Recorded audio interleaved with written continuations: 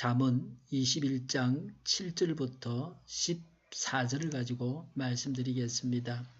7절에 악인의 폭력은 자신을 멸망에 이끄니 그가 바르게 살기를 거부하기 때문이다 라고 했습니다. 악인이 힘을 내어 잠시 흥하는 것 같지만 결국 폭력 때문에 망하게 됩니다. 하나님의 정의를 무시한 악행은 하나님의 진노를 받아서 망하게 합니다. 그리스도 재림의 날에 완전히 이루어집니다.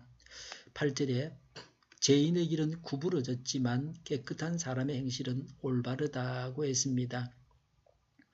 악인은 기회만 있으면 악행을 하려고 합니다. 이는 악인의 습성입니다. 10절에 악인은 마음에 악한 것만을 바라니 가까운 이웃에게도 은혜를 베풀지 못한다고 했습니다. 악인은 오직 자신의 이익만을 추구합니다. 이웃의 일에는 관심도 없을 뿐만 아니라 오히려 이웃에게 피해를 줄지라도 자기의 이익만을 취하고자 합니다. 이웃이 잘되고 번영하는 것을 몹시 시기하여 이웃을 망하게 하려고 합니다. 따라서 결국 하나님뿐만 아니라 사람들에게도 미움과 저주를 받게 됩니다. 이런 이유로 해서 악인을 피하고 멀리해야 합니다. 나는 나의 경쟁 상대가 잘 안 되기를 바라지 않습니까?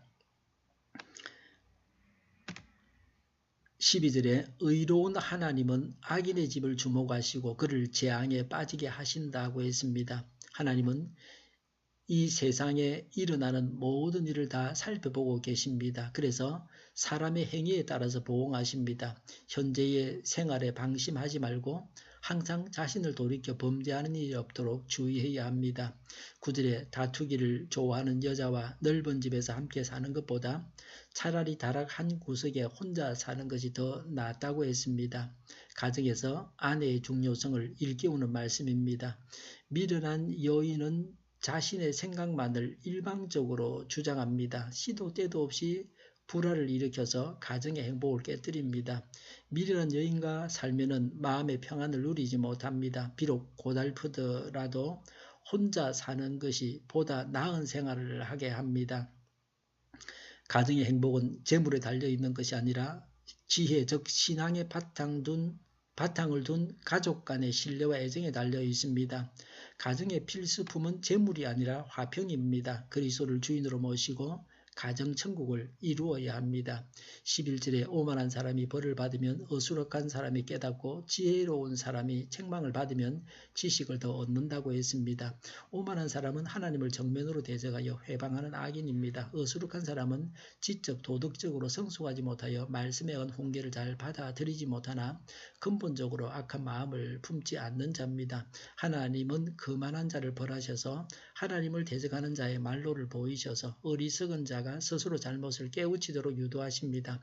지혜로운 자는 징벌이나 강제력이 없이 훈계만으로 자신의 거룩됨을 깨닫고 행실을 고치는 자입니다. 항상 하나님께서 말씀하시는 바에 귀를 기울여서 하나님의 뜻의 세밀한 부분까지 깨닫고 따를 수 있는 자가 지혜로운 자입니다.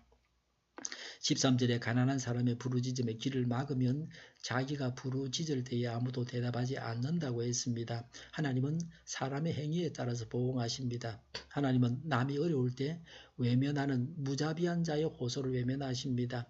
마태복음 18장 23절부터 25절에 예수님은 비유로 말씀하셨습니다. 1만 달란트 빚진 자가 100데나리온 빚진 자를 탕감해 주지 않아 자기의 빚을 탕감받고 나서도 다시 빚을 갚을 때까지 옥에 갇혀 있게 했습니다. 성도는 어려운 사람에게 사랑을 베푸는 생활을 게을리해서는 안 됩니다. 14절에 은밀하게 주는 선물은 화를 가라앉히고 품속에 넣어주는 뇌물은 격한 분노를 가라앉힌다고 했습니다.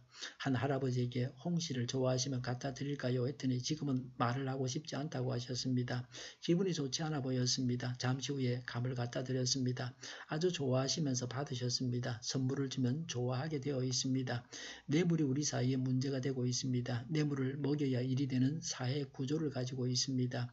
뇌물을 주는 것이 문제입니다. 불의한 뇌물을 주어서도 안 되고 받아서도 안 됩니다. 정의로운 사회가 되어야 합니다. 그러나 뇌물이 받는 사람의 마음을 사게 합니다. 주어도 죄가 되지 않는 경우라면 자꾸 주어야 합니다. 우리의 도움을 기다리는 많은 사람들이 있습니다. 나의 것을 나누어 줘야 합니다. 하나님의 말씀은 21세기에도 사람들의 삶의 지침입니다. 하나님의 말씀을 따라 살면 언제나 안전하고 좋습니다. 기도하겠습니다. 하나님 말씀을 따라서 살아서 안전하고 평화를 누리게 하여 주시옵소서. 우리 동일교회가 만구는 집 하게 하여 주시옵소서. 예수 이름을 명하노니 모든 병만은 물러가고 몸의 모든 부분들을 온전하게 될지어다. 신유의 기적을 베푸셔서 지금도 저희 질병을 고쳐주시옵소서.